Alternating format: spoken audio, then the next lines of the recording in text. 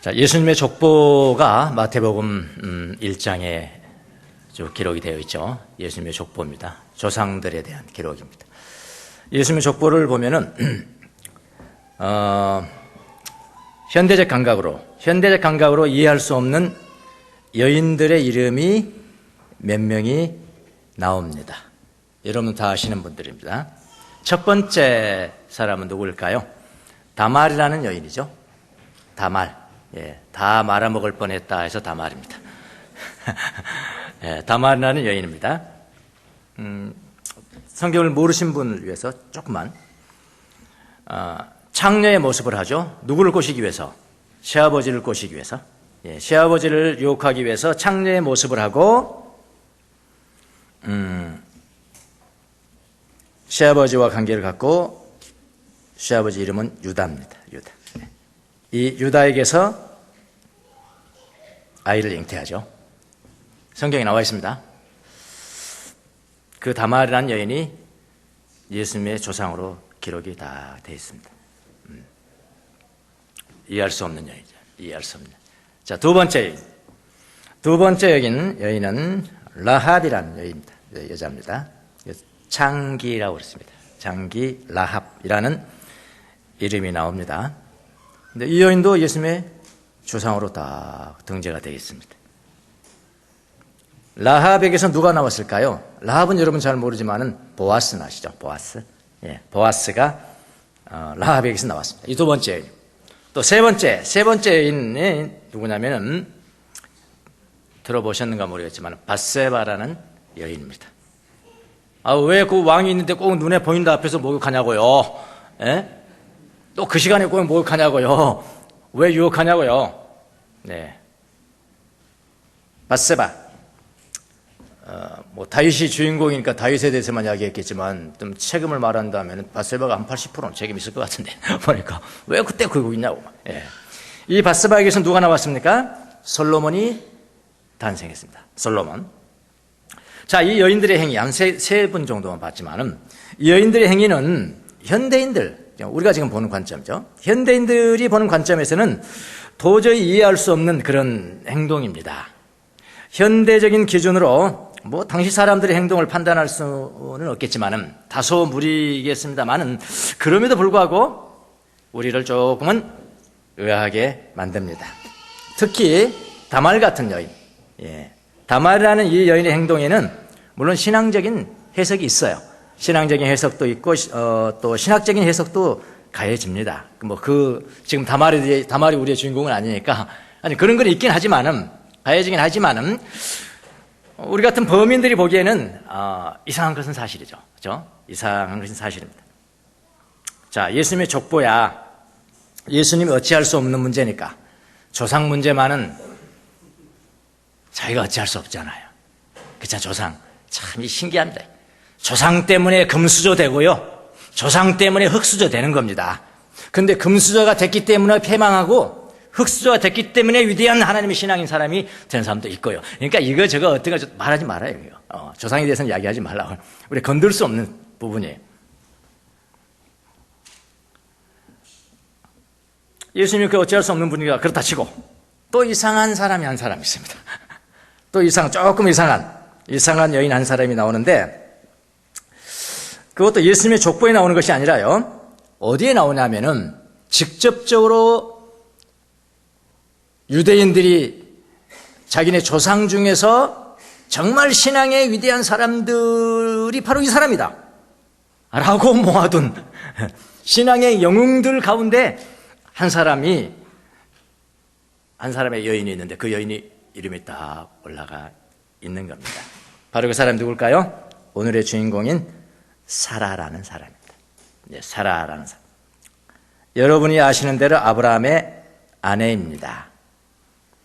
아브라함이 99살 정도 됐을 때 그때까지 아기가 없는 거예요. 사라가 임신을 못하는 겁니다. 못했던 그런 여인입니다. 사라가 임신을 하지 못한 이유는 성경에 물론 자세하게 나와 있지는 않지만은 미루어 보아. 성경에서 그런 원인까지 과학적인 원인까지 기록하겠습니까? 미루어 보아. 아브라함에게 있기보다는 사라에게 있었다고 봅니다. 왜냐하면 아브라함은 또 첩을 얻었거든요. 네, 두 번째 여인에서 이스마엘이라는 아이를 낳았기 때문에 아브라함의 문제는 아닙니다.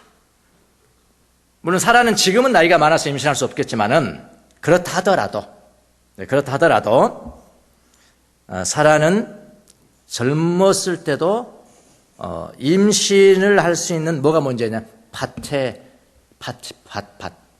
문제가 있었다. 밭의 문제가 있었던 여인입니다. 여기 오늘 본문에 보면은 두 번째 임신할 능력, 그렇죠? 임신할 능력을 얻었다. 믿음으로 그랬다는 거예요. 믿음으로 나중에 임신할 능력을 얻었다. 이런 표현이 있는데요. 이 표현의 원어는 이런 뜻이 아니고요. 원래 카타볼렌 스페르마토스 그랬어요. 헬라어로는요. 자, 카타볼렌은 뭐냐면은 밭이라는 뜻입니다. 기초예요, 기초. 파운데이션. 뭐가? 카타볼렌. 그 다음에 스페르마토스, 형용사로 쓰이는 스페르마토스는 뭘까요? 남자의 정자입니다, 직접적으로. 그래서 영어로는 뭐죠? 스펌이 남자의 정자예요. 씨앗, 정자. 그러니까 정자를 품을 수 있는 기초를 얻었다. 그런 뜻입니다. 씨를 품을 수 있는 밭을 회복했다. 누가? 사라가. 믿음으로. 그러니까 더 정확하게 우리 번역을 한다면은 정자를 품을 밭이 회복되었다. 그런 이야기입니다. 정자를 품을 수 있는 밭이 회복됐다. 바로 그 사라가 신앙의 영웅들 안에 있는 거죠.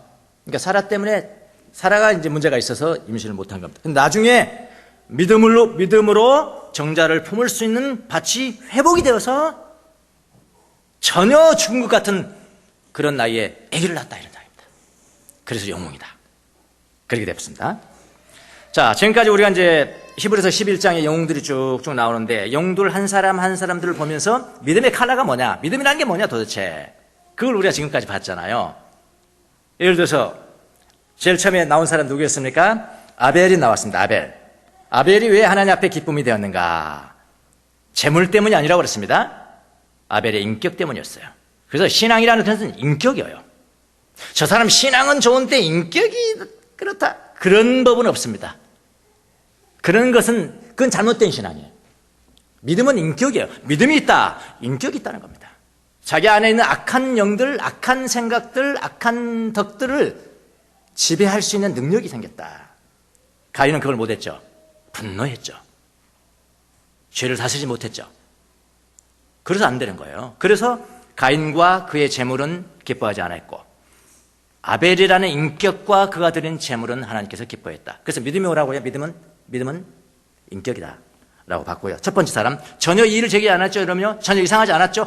맞아, 아벨은 신앙의 영웅이야. 누구도 이의를 제기하지 않았습니다. 그 다음에 두 번째 사람이 뭐였습니까? 에녹이었습니다. 에녹은 이 세상 기준으로 볼 때 100세 시대로 말한다면 한 40세밖에 못 살았음에도 불구하고 일찍 죽었음에도 불구하고 하나님과 동행하다가 죽음을 보지 않고 그냥 하나님 앞에 올려왔다. 왜 그랬다고요? 동행이라는 단어에 있다고 그랬죠. 동행은 하나님이 나를 쫄래쫄래 따라오는 것이 아니고 내가 하나님 앞에 쫙 붙어서 따라가는 거예요. 그래서 믿음이라는 게 뭐라고 그랬습니까? 믿음은 동행입니다. 믿음은 행동이에요. 예. 거기에 에녹 맞아 에녹도 신앙의 영웅이야. 거기에 전혀 이의가 없었죠. 세 번째 사람 누구였습니까? 노아였죠. 노아 들었다. 듣고 미래의 것을 예비하는데 모든 사람들이 이쪽이라고 그러는데 노아는 저쪽이다 그러겠다. 그래서 믿음의 컬러가 뭐라고요? 믿음은 들음이다라고 했습니다. 하나님은 듣는 거예요. 믿음이에요. 예. 그 다음에 네 번째 사람 아브라함을 봤죠? 믿음의 조상 아브라함은 뭘 잘했다고 그랬어요? 자꾸 잘 떠나. 가출을 잘해. 가출. 익숙한 것에서 가출, 자기가 좋아했던 것에서 가출, 심지어 친척들에게서도 가출. 믿음으로 가출하면 뭐라고요? 출가가 된다. 그게 떠남이 영성이라고 그랬습니다. 나그네의 영성을 가진 사람이다. 아브라함입니다. 그래서 믿음이라는 것은 떠나는 거예요. 이탈하는 겁니다. 내가 예전에 좋아했던 세상에서 이탈하는 것이고요. 자기가 그렇게 금과 옥조로 생각했던 자기 자신으로부터 이탈하는 것이고요. 자기 애로부터 이탈하는 것이고 내 마음속의 모든 허영심과 교만으로부터 이탈하는 것이고 그게 믿음이에요. 믿음은 떠납니다. 이 없었죠? 아브라함, 맞아. 아브라함도 영웅이야. 신앙의 영웅이야. 자, 아브라함의 다음에 나온 사람이 누구냐면은 오늘 우리의 주인공인 사라라는 사람입니다. 사라. 자, 사라가 나올 때는 조금 분위기가 달라집니다. 왜냐면, 그 전에 있는 4명은 오케이. 그 사람도 신앙의 영웅이야. 이건데, 사라가 나올 때는, 그런가? 사라에 대해서 조금 아는 사람들은 그렇다 이 말입니다. 그래서 고개를 갸우뚱합니다. 자, 창세기 18장에 사라에 대한 이야기가 나옵니다. 사라에 대한 이야기가 어떻게 나오냐면요. 하나님이 천사들을 보내가지고 아브라함에게 보냈습니다. 그에게 약속을 줍니다. 아브라함이 약속을 줍니다. 사라한테 준 거 아닙니다. 사라는 뒤에서 듣고 있어요. 천사가 아브라함에게 이야기를 합니다. 내년 1년 이후에 내가 다시 올 거야. 1년 후에 내가 다시 올 건데 내 아내 사라에게서 아들이 있을 것이다. 이 약속을 줍니다. 누구에게? 아브라함에게. 근데 아브라함 등 뒤에서 들었다고 그랬어요. 등 뒤에서 사라가 그걸 딱 듣고 난 다음에요. 근데 그 당시에는 아브라함도 아기 낳을 수도 없었고 사라도 임신이 불가능한 상태입니다. 아기 됐죠? 나이가 지나서 수치할 수 없는 몸이었음에도 하나님께서 그렇게 말씀을 하시는 것입니다. 사라가 이 말을 들었습니다. 즉각적인 반응이 뭘까요? 즉각적인 반응은 뭐냐면은 속으로 자기 자신에게 웃었어요. 자기 자신에게 웃었습니다. 속으로 자기 자신에게 피 웃으면서 중얼거렸습니다. 뭐라고 중얼거렸냐면은 내 나이가 지금 몇 살인데, 내 나이가 지금 몇 살이며, 아브라함, 내 남편 아브라함이 지금 몇 살인데, 사라는 하나님의 약속을 어떻게 했나요? 의심했다. 아기를 낳으려면은, 열매를 맺으려면은 2가지가 있어야 되잖아요. 2가지 중에 하나가 잘못돼도 안 되는 거죠. 씨가 튼튼해야 됩니다. 그렇죠? 씨가 튼튼해야 됩니다. 근데 씨가 튼튼해도 밭이 부실하면 안 됩니다. 밭이 튼튼해도 씨가 부실하면 안 되는 거예요. 이건 2가지다. 최악이죠. 최악이요. 예. 2가지다 부실한 이런 상태. 그래 의심한 겁니다. 사라가 의심한 겁니다. 내가 지금 몇 살인데, 내 남편은 몇 살인데, 그러면서 씩 웃었다는 거예요. 여러분, 이것이 믿음입니까? 사라가 이렇게 웃으면서 지금 하나님께서 말씀하시는데, 그렇잖아요? 천사가 말씀한다는 것은 하나님이 말씀하시잖아요. 하나님이 지금 아브라함이 자기 남편한테 이야기하는데 그걸 믿지 못하고 씩 웃어요? 이게 믿음이냐고요. 여러분이 사라라면 어떻게 했을까요? 마찬가지였을 것 같은데요. 여러분이나 저도 마찬가지였을 것 같습니다. 그 상태에서 들으면 의심하죠. 그리고 우리는 속으로 웃었을 겁니다. 말도 안 되는 거예요. 말도 안 되는 거지라고. 과학적으로 이건 불가능합니다. 그래서 실제로 이건 뭐 우리끼리 한 이야기고요. 실제로 아주 유력한 신학자입니다. 유력한 신학자고 굉장히 유명한 성경학자. 이름 말하지 않겠습니다. 외국 사람이니까 말해도 모르실 겁니다. 중에 한 분이 오늘 본문을 조금 다르게 해석한 사람이 있어요. 자, 11장 11절 우리가 지금 보고 있습니다만, 우리가 오늘 본문을 가지고 있는 게 표준 세번역 성경인데, 표준 세번역 성경에는 지금 주어가 누굽니까? 주어. 11절 주어가 사라죠. 사라는 그랬어요. 그런데 이 학자는 뭐라고 그러냐면은 사라가 어떻게 믿음의 영웅이 될 수 있냐? 신앙 영웅 될 수 없다. 창세기 봐라. 여기에 주어는 사라가 아니고 아브라함이다. 자, 아브라함이다. 그러면서 사라를 뺍니다. 믿음으로 아브라함은 이렇게 돼요. 믿음으로 아브라함은 그 다음에 가로 열면 가로 열고 사라는 나이가 지나서 수치할 수 없는 몸이었는데도 가로 닫고. 그러면 문장 되죠? 믿음으로 아브라함은 가로 열고 사라는 나이가 지나서 수치할 수 없는 몸이었는데도 가로 닫고 임신할 능력을 얻었습니다. 누가 임신할 능력을 얻었다고요? 아브라함이 얻었다는 겁니다. 아브라함이 주어예요. 그러면 지금 말 되는 거죠. 그렇다면 우리가 이해가 되는데, 사라가 주어가 됐다면, 사라가. 개역성경도 마찬가지입니다. 제가 가지고 있는 개역성경도 사라가 주어입니다. 표준 세번역도 사라가 주어고요. 그렇게 해석을 하는 사람이 있고요. 그 다음에 영어 번역 성경 중에서 제일 많은 사람들이 읽는 성경 번역이 NIV 성경입니다. NIV. 아마 여러분 가운데서 거의 뭐 한 권씩은 가지고 있지 않겠나 생각이 드는데, NIV 성경을 집에 가셔서 히브리서 11장 11절 한번 보십시오. 거기 성경에 보면은 주가 뭘까요? 아브라함입니다. 예. 자, 그 아주 유능한 신학자도 여기 주를 아브라함으로 봤고, 그 유명한 성경, 영어 성경 제일 많이 본다는 영어 성경, NIV 성경도 아브라함이 주로가 됐어요. 근데 다른 성경, 뭐 킹 제임스 버전이라든지 또 다른 NIS 이런 성경들은 다 사라입니다. 주어가 사라고, 다행히 우리나라 성경, 개역 성경도 사라고, 표준 세번역도 사라입니다. 사라가 신앙의 영웅이에요.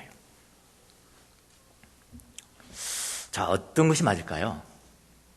근데 원어를 보면, 헬라어를 보면 두 개 다 번역이 다 가능합니다. 그게 다 가능해요. 둘 중에 어느 것을 따르더라도 무리는 없습니다. 무리는 없어요. 다 가능해요. 그런데요, 주를 이제 아브라함으로 볼 때는 약점이 하나가 있습니다. 이거는 어떤 책에도 없는 설명입니다. 어떤 책에도 없습니다. 주명수 목사님만이 하는 겁니다, 이건. 예. 약점이 하나가 있는데, 그 약점이 뭐냐면은, 만약 아브라함을 주어로 삼는다면은, 아브라함의 가족이 행복하지 못합니다. 너무 심각하게 생각하지 마시고요. 자, 왜 그러냐면, 아니, 아브라함은 신앙의 영웅이었는데, 그 부인인 사라는 신앙의 엉터리였다고. 그러면 그 가정이 불편해집니다.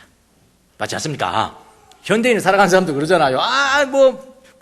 장로님은 굉장히 좋은데, 응? 남편 장로님은 굉장히 신앙이 좋은데, 부인 권사님은 개떡같은 신앙이 좋다. 그럼 그 가정이 불행합니다. 맞죠? 네. 그래서 제가 가만히 생각해 봤습니다. 내가 어떤 걸 취할까? 어떤 걸 택할까? 하다가, 아니야. 아브라함을 주어로 택하면은 아브라함 가족이 지금 하늘에서 행복하지 못할 거야. 아브라함도 영웅. 아브라함 이미 10절을 봤으니까. 아브라함도 영웅. 11절에 나오는 사라도 영웅. 신앙의 영웅으로 치워주면은 가정이 편할 거야. 행복할 거야. 이건 쪼크입니다. 쪼크로 받아들이셔야지. 너무 심각하게 제가 이제 그런 이야기를 들려고 하는 것이 아니고, 사라가 왜 믿음의 조상이 되었는가? 그걸 말씀드리려고 하는 겁니다. 사라가 왜 믿음의 조상이 되었는가? 저도 아까 이 11절에 주어가 아브라함이라는 그 신학자의 말, 더구나 NIV 성경에 아브라함이 주어인데요. 주어 되어 있으니까 저도 좀 깊이 묵상할 연구가 필요한 부분이잖아요. 도대체 왜 아브라함이 신앙의 영웅이어서 오케이. 그런데 사라가 신앙의 영웅이라고 왜 그랬을까? 사라는 뭐 때문에 신앙의 영웅이라고 여기 그렇게 기록했을까? 사라가 어떤 점 때문에 그랬을까? 그렇게 일주일 동안 제가 묵상을 했습니다. 그 즈음에 저는 요즘 시편을 암송하는 것이 참 재밌습니다. 너무 좋아요. 아까 묵상하면 생각이 떠오른다고 그러는데, 생각을 물리치는 것이 신앙이거든, 사실은요. 쓸데없는 생각을 물리치는 것부터 신앙이 시작돼요. 영성이라는 것은. 깊은 영성이 있다. 생각을 지배한다는 겁니다. 그 생각을 지배하는 것이 뭐냐면은 암송이에요. 성경 암송 최고입니다. 그게 단순한 기도거든요. 예수 기도 같은 거. 예수여 나를 불쌍히 여겨주소서. 불쌍히. 가는 곳마다 하면은 생각이 그냥 물러가요. 쓸데없는 생각들이요.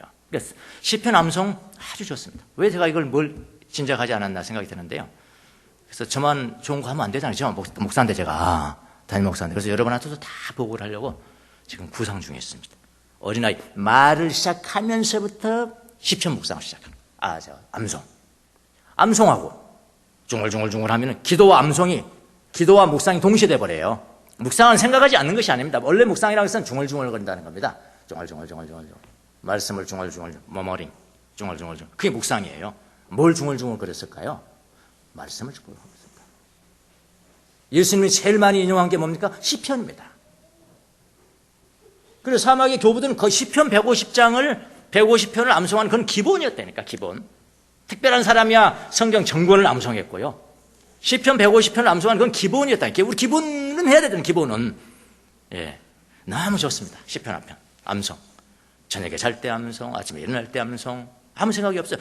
저녁에 잘 때 암송하면 저절로 잠이 스르르 들어버리고 아침에 딱 일어나면 암송이 더 잘 되고 세포가 살아나는 것 같아. 뇌세포가 아침에는. 저는 그걸 경험으로 합니다.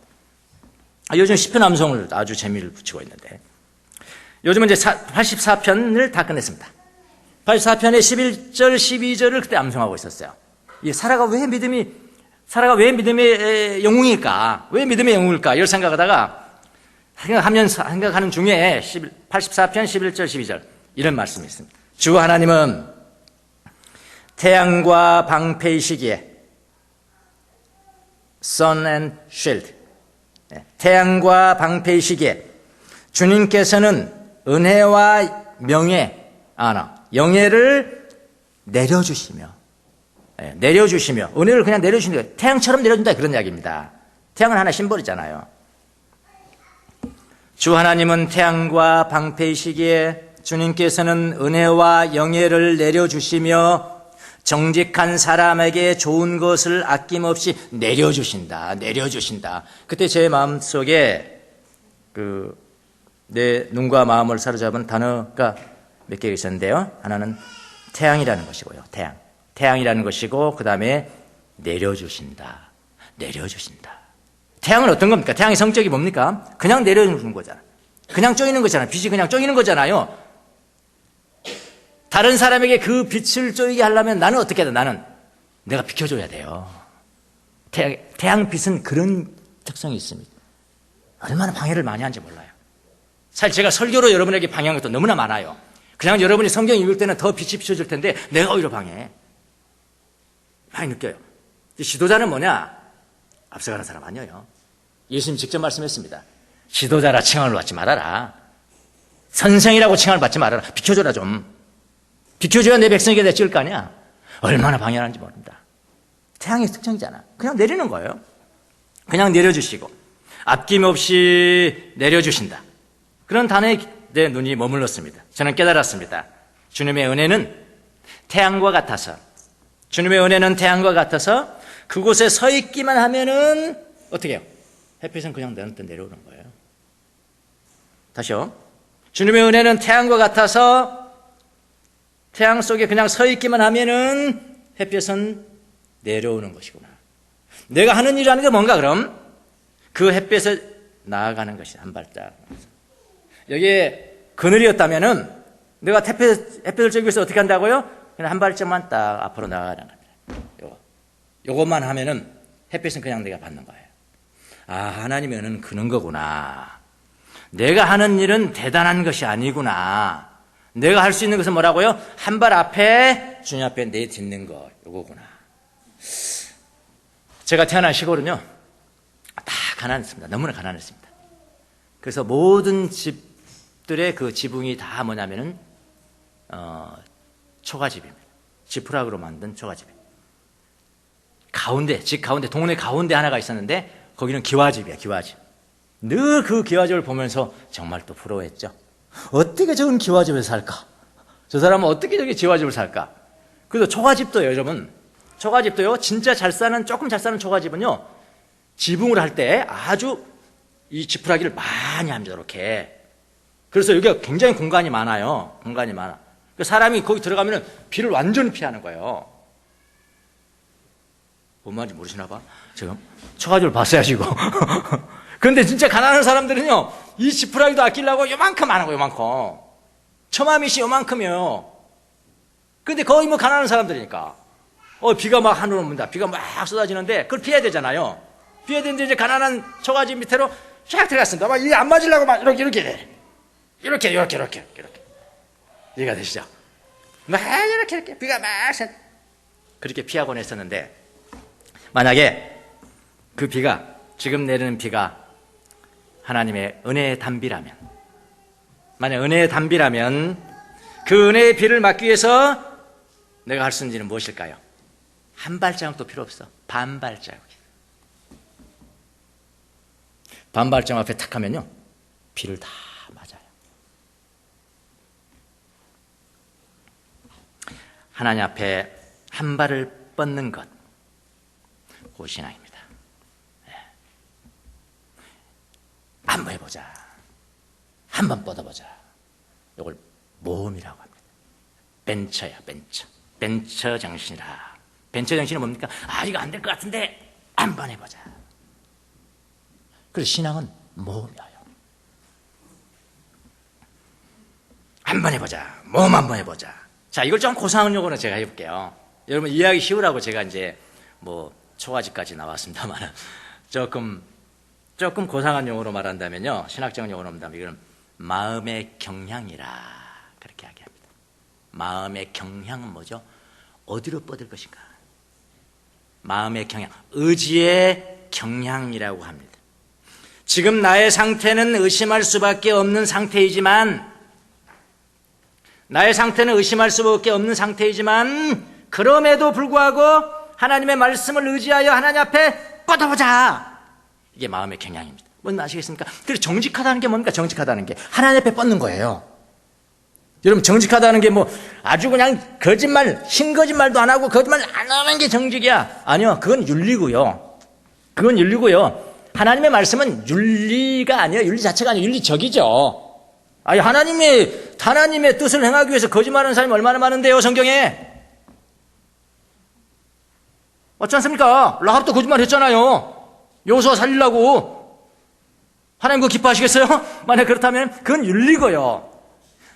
마음이 정직한 자에게 하나님은 좋은 것을 아낌없이 주신다 할 때 그게 뭡니까? 마음이 스트레이트한 거, 스트레이트. 뻗어. 누구에게 뻗어요? 하나님 앞에 뻗는 겁니다. 내 마음의 경향이에요. 의지의 경향이에요. 한 발만 뻗으면 내 의지를 하나님 앞에 향하여 뻗는 거. 그게 신앙이에요. 지금 여러분, 사라가 왜 신앙의 영웅이 됐을까? 왜? 지금 우리가 믿음의 칼날을 이야기하고 있잖아요. 믿음은 인격이다. 믿음은 행동이다. 믿음은 들음이다. 믿음은 떠남이다. 믿음은 모험이다. 뻗는 거. 하나님 앞에 뻗는 거. 의심할 수밖에 없는 상태지만 한번 해보자. 여러분, 서커스를 보신 적 있나요? TV에서 서커스. 서커스 중에 참 정말 보는 사람들 하여금 마음을 졸이게 하는 아가 있는데, 그건 양쪽에 그네 있잖아요. 그네 같은 거를 타고 이쪽에서 남자가 나오고 남자가 내려오고 이렇게, 이쪽에서는 여자가 쫙 내려온다. 그리고 여자가 마지막에 여기 있잖아요. 마지막에 중간쯤 만날 때 그 여자가 남자가 여자의 이걸 잡아요. 그거 보셨죠? 잡아가지고 쫙 하는 그런 서커스가 있는데요. 그 여자는요, 그 마지막 부분에 자기 자신을 자기가 살기 위해서 내가 어떻게 해봐야지. 남자를 하여금 나를 꼭 잡을 수 있게 내가 어떻게 해봐야지 하면은 둘 다 떨어집니다. 둘 다 떨어진대요. 그럼 어떻게 해야 돼? 그 순간에 이거 정말 위험하고 위기인데, 에이, 그래도 한번 해보자 하면서 자기를 죽여버려야 돼. 자기를 내맡겨버려야 돼. 마지막 부분에 내맡겨버려야, 완전 죽어버려야, 이 여자가 죽어버린 남자가 그 여인의 팔을 잡을 수가 있는 거예요. 이게 모험이에요. 신앙은 그런 겁니다. 모험입니다. 자, 신앙은 모험과 같다 했는데요. 그럼 목사님, 그냥 목사님 생각 아니에요? 뭐 성경적인 근거가 있어요? 그럴까봐 다시 본문을 한번 들어보겠습니다. 11절로 한번 들어보겠습니다.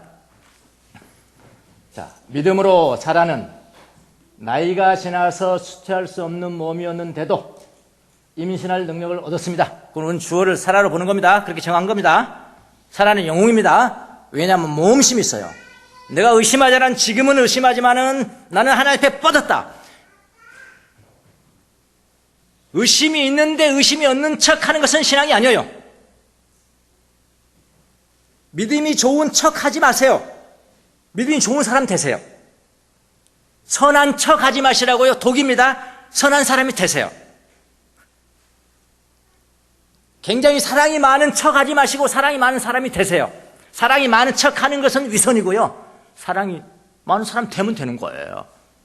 처음에 의심했는데 나중에는 믿음으로 살아갔다. 그것이 하나님 앞에 인정받는 겁니다. 심부름 시켰는데 나 안 해요, 안 할 거예요, 안 갈 거예요 했는데 나중에 가니까 갔어? 그런 사람하고 심부름 좀 갔다 오라는데 안 가요. 예 가겠습니다 하고 나중에는 안 갔어? 어떤 사람이 하나님을 기쁘게 하겠냐? 예수님도 말씀했습니다. 그냥 의심난다. 의심하세요. 의심이 없는 척하지 마세요. 위선입니다. 의심하시라고요. 중요한 것은 사라한테 배울 수 있는 것은 의심은 했지만 그는 나아가면서 어떻게 살았냐가 여기 11절에 나오는데 그럼 모험 정신으로 살았다면 그래도 받아보자. 보다요. 임신할 능력을 얻었는데 원인이 나와 있습니다. 원인이. 왜 그랬을까? 이게 중요하잖아요. 그 다음에 그가 because 그가 사라입니다. 사라가 약속하신 분이 누굽니까? 하나님 아십니까? 그렇죠? 하나님을 어떻게 뭐라고 하냐면 신실하시는 약속을 지키시는 분. 약속을 한번 하시면은 그분이 약속을 지키신다는 분으로 어떻게 해요? 생각했기 때문에. 믿었기 때문이 아닙니다. 이 단어 생각했기 때문입니다. 예. 믿었기 때문이 아니에요. 생각을 그렇게 했다는 거예요. 생각을 했기 때문이다. 자, 이렇게 이야기를 했는데 그 원인이 그러니까 사라가 그 나이에 임신할 수 있었던 이유는 뭐냐면은 사라가 약속하신 하나님은 반드시 약속을 지키는 분으로 생각했기 때문입니다. 이렇게 번역이 되잖아요. 생각했기 때문입니다. 사라가 말도 안 되는 일이라고 속으로 그냥 웃었어요. 처음에는요. 의심했습니다. 웃었습니다. 의심할 수 있는 문제라고 저는 생각합니다. 그런데 사라가 신앙의 영웅이 될 수 있었던 이유는 그 여인이 뭐 아브라함처럼 에녹처럼 그렇게 엄청난 일을 했기 때문이 아니고 그래도 약속하신 하나님은 반드시 그 약속을 지키실 거야 하고 그래 한번 해보자. 자기 마음으로 벤처 중심으로 모험 중심으로 그의 마음과 영혼과 의지를 하나님 앞에 쭉 내버렸다 이 말입니다. 내뻗었다. 자, 이 중요한 단어가 하나가 있는데요. 신실한 분으로 생각했다라는 단어입니다. 그냥 우리가 그냥 생각해볼까? thinking? 그거 아닙니다. 생각했다라는 동사가 재밌는 단어. 그래 헬라어가 이게 계시 언어입니다. 단어 하나만 보면 그 사람 행동이 나와버려요. 자, 여기 하면 생각했다는 것이 뭐냐면요. 헬라어로 헤게오마니입니다. 헤게오마이. 어디서 많이 듣던 헤게모니 들어보셨죠? 헤게모니입니다. 헤게모니가 거기서 나왔어요. 헤게오마이는 우두머리가 되다. 헤게모니를 잡다. 우두머리가 되다. 지도자가 되다. 인도하다. 주권을 잡다. 주도권을 잡다. 뭐 그런 뜻 아닙니까? 헤게모니 잡다는 것은. 동사가 여기 쓰니까 그거라니까. 생각했다는 동사가 헤게오마이. 약속하신 분은 신실하시다고 헤게모니를 잡았다. 어떤 뜻? 누가? 사라가 헤게모니를 잡았다라는 뜻입니다. 헤게오마이는 주권을 잡다 또는 생각하는 뜻도 있어요. 그런데요, 같은 루트에 여러 가지 뜻이 있을 때 다 연관이 있습니다, 여러분. 전혀 다른 뜻을 가진 그는 별로 없어요. 여기 생각했다는 것은 어떻게 처음에는 의심했지만은 사라가 그래도 하나님은 신실하신 분인데 그분은 약속을 지키시는 분이야. 내 의지의 경향을 뻗을 거야. 내 마음의 경향을 뻗을 거야. 그분 앞에 한 발 내딛을 거야. 하고 그런 삶을 살았다는 거예요. 성경에는 안 나와 있지만 하나님은 내가 백세가 나는 완전히 임신할 수 없는 그런 몸임에도 불구하고 하나님은 해줄 수 있구나. 약속을 지키실 거야. 라고 자기의 헤게모니를 잡고 삶을 살았기 때문에 모르지만 그래도 운동도 열심히 했을 것 같은데 아니실까요? 아브라함도 당신도 해 열심히 했을 것 같아요. 씨와 밭이 만나서 이삭이 태어나지 않았다면 그럼 동정녀 마리아가 낳았나요? 이삭은? 그런가요? 씨와 밭이 만났으면 나온 겁니다. 그렇잖아요. 이게 벤처정신. 신앙은 모험입니다. 그러니까 여기 쓰인 동사를 보면은 그냥 수동적으로 마음속에 생각만 한 것이 아닙니다. 나의 상태는 아니지만은 지금 의심할 수밖에 없는 그런 상태지만은 그래도 그분은 약속을 지키시는 분이시니 헤게모니를 잡고 한번 해보자. 믿어보자. 맡겨보자. 한 발 딱 가면 비 맞고 한 발 딱 가면 태양 쏘이고 하는 거 있잖아요. 한번 해보자. 이런 벤처 신앙이라고 하는 것입니다. 사라가 의심했음에도 불구하고 사라는 항상 그의 마음의 경향을 하나님께만 뻗는 모험을 했다 이 말입니다. 이런 사람이 더 정직한 사람이에요. 마음의 경향과 의지의 경향은 자기께로 향하고 세상으로 향하고 허영심으로 향하고 교회는 열심히 다니지만 한 번도 하나님 앞에 쫙 뻗어본 적이 없어요. 신앙의 깊이를 알 수 없는 사람입니다. 그런데 어떤 사람이 이렇게 사라처럼 의심했지만 말도 안 되는 소리 했지만은 결국에는 그의 마음의 경향을 쫙 뻗어서 이것을 신앙이라 한다 이 말입니다. 신앙의 칼라 이 면을 지금 보여주기 위해서 사라가 들어간 거 아닐까요? 저는 믿습니다. 사라가 의심했음에도 불구하고 사라는 마음의 경향을 하나님께 뻗는 모험을 했습니다. 주님은 그에게 은혜와 명예를 내려주셨습니다. 내려주심은 막을 사람이 없습니다. 하나님의 은혜는 내려주심은 막을 사람이 없어요. 자, 창세기 21장은 사라가 이삭을 낳고 이삭을 안고 그의 모습을 그려요. 어떤 모습이었을까요? 처음에는 말도 안 돼. 1년 전에 말도 안 된대. 그런데 가서 보니까 아니야. 하나님은 약속하신 분 반드시 지키신 분이야. 에이, 뻗어보자 한번. 그리고 했는데 1년에 나왔단 말이에요. 나와가지고 이삭을 안고 하는 모습이 있습니다. 그 모습을 통해서도 사라가 1년 동안 얼마나 변화가 됐는지, 어떻게 행동을 했는지를 알 수가 있는데요. 21장 사라가 이삭을 낳았을 때의 모습이 나와 있습니다. 어떻게 변했나 봅시다. 이번에도 사라가 혼자서 말합니다. 이삭을 안고 혼자서 말합니다. 뭐라고 혼자 하십니까? 하나님이 나에게 웃음을 주셨구나. 너무나 멋진 말이잖아요. 옛날엔 내게 웃었는데 아니야. 그래도 헤게모니 잡고 살아도 1년에 하나님이 나에게 웃음을 주셨구나. 처음에는 지가 자신에게 웃었는데 이제는 하나님이 나에게 웃음을 주셨구나 하고 고백합니다. 바로 이거구나. 바로 이게 신앙입니다. 예. 그래서 사라가 신앙의 여러분 영웅이 된 겁니다. 다른 걸로는 설명할 것이 없어요. 설명할 게 없습니다. 예. 그래서 유명한 주석책을 제가 한번 쭉 봤습니다. 주석책 보니까 거기도 그렇게 설명했더라고요. 이 히브리서를 기록한 사람은 유대인이거든요. 예. 유대인의 마음속에, 왜냐하면 유대인들은 지금 예수님의 족보를 아주 그냥 꿰고 있어요. 다말이 어쩌고 뭐 사라가 어떻게 행동했으면 그걸 꿰고 있다고요. 여러분이 아는 것 같고 완전히 깊이가 달라요. 유대인들이 그들의 조상에 대해서 아는 것은 깊이가 다르다고요. 다 아는 사람들에게 지금 뜬금없이 사라도 신앙의 영웅입니다 라고 해주려면 무슨 근거가 있어야 돼요. 근거가 있어야 되는데 정확하게 그 저자의 마음, 히브리서의 저자의 마음, 이 사라의 벤처를 유대인들에게 전해주기 위해서 이 11절을 기록했다. 사람이 그렇게 성령님께서 가르쳐 주신 거잖아요. 그러고 기록되어 있더라고요.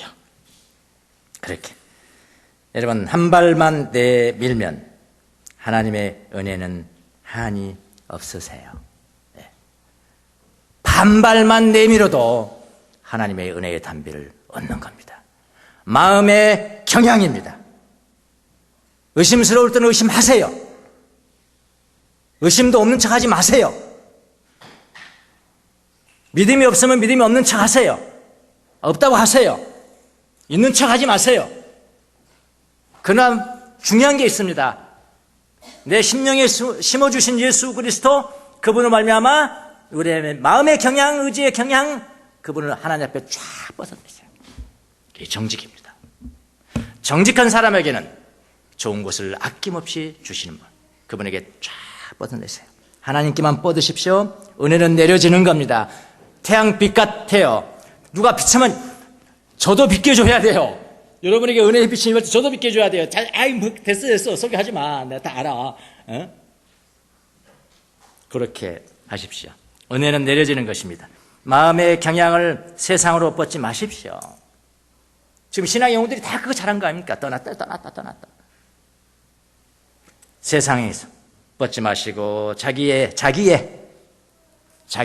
사랑, 자기애로 뻗지 마시고, 특별히 중요한 것도 있습니다. 허영심으로 보지 마세요. 허영심. 독입니다. 신앙이 독이에요.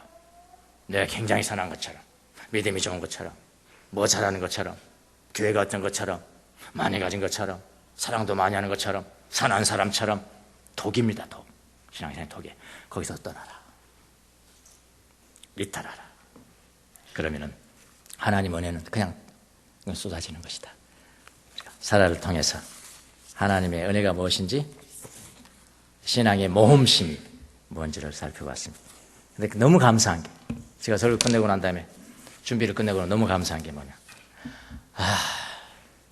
나는 아벨을 볼 때도 나는 안 되겠는데, 아벨을 못 따라가겠는데. 그 다음에 에녹을 볼 때도 안 되겠는데, 에녹을 못 따라가겠는데. 예? 그 다음에 노아를 볼 때도 와, 이건 도저히 더 못 따라가겠는데.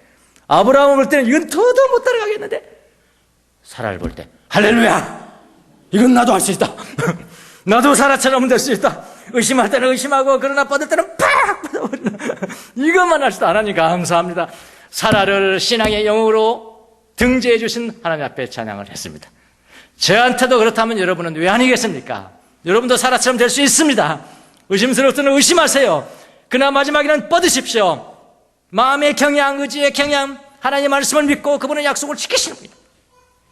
한 발짝 아니면 반 발자국 내놓으시면 하나님의 태양은 쏟아지는 것이고 하나님의 은혜는 비춰지는 것입니다. 모두가 사라처럼 신앙의 모험심을 갖는 여러분들이 되시기를 예수님의 이름으로 축원합니다. 기도하겠습니다.